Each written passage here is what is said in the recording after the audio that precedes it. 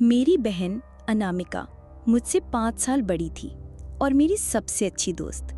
हम दोनों ने बचपन उसी पुराने बंगले में बिताया था जो हमें दादी से विरासत में मिला था, शहर से दूर एक वीरान से गांव के किनारे पर। साल 2009 में अनामिका की शादी राजवीर से हो गई। हम सब बहुत खुश थे, लेकिन कुछ ही महीनों बाद अनामिका ने मुझसे फ़ोन पर कहा, अब्बे कुछ तो है इस कोठी में, रात होते ही कोई मेरी सांसें गिनता है। मैंने सोचा अब शायद उसे नया माहौल खल रहा होगा, लेकिन फिर उसने बताया कि वो हर रात एक सफ़ेद साड़ी वाली औरत को कोठी के छज्जे पर देखती है जो उसे एक टक घूरती है। फिर एक दिन अचानक अनामिका की मौत की खबर आई। सामने आया कारण आत्महत्या, पर मैं जानता था मेरी बहन ऐसा कभी नहीं कर सकती थी।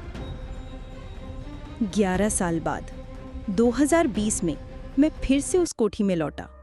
वही कमरा, वही खिड़की और उसी जगह मैंने अपनी बहन की तस्वीर रख दी। रात को 3 बजे एक जोर की आवाज आई, जैसे किसी ने खिड़की जोर से बंद की हो।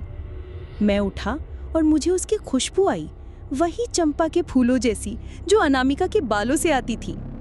तभी दीवार पर लिखा दिखा, तू आया क्यों अभय?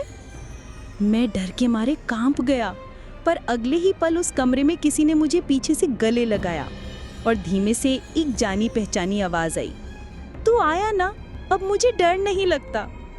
मैंने मुड़कर देखा, मेरी बहन खड़ी थी, आंखों में आंसू और चेहरे पर मुस्कान, लेकिन उसका चेहरा अधजला था। आखिरी मुलाकात, उसने मुझे बस एक बात कही, मुझे राजवीर ने मारा था अभय, मैं आत्महत्या नहीं कर सकती थी। मेरी आत्मा यहाँ तब तक बंधी रहेगी जब तक सच सबके सामने नहीं आ जाता। और फिर वो धीरे धीरे हवा में घुलती चली गई।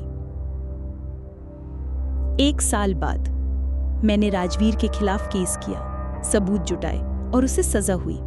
पर उस दिन के बाद मैं फिर से उस कोठी में नहीं गया, लेकिन हर साल उसकी पुण्यतिथि पर खिड़की खुल जाती है और कमरे में वही चंपा की खुशबू भर जाती है।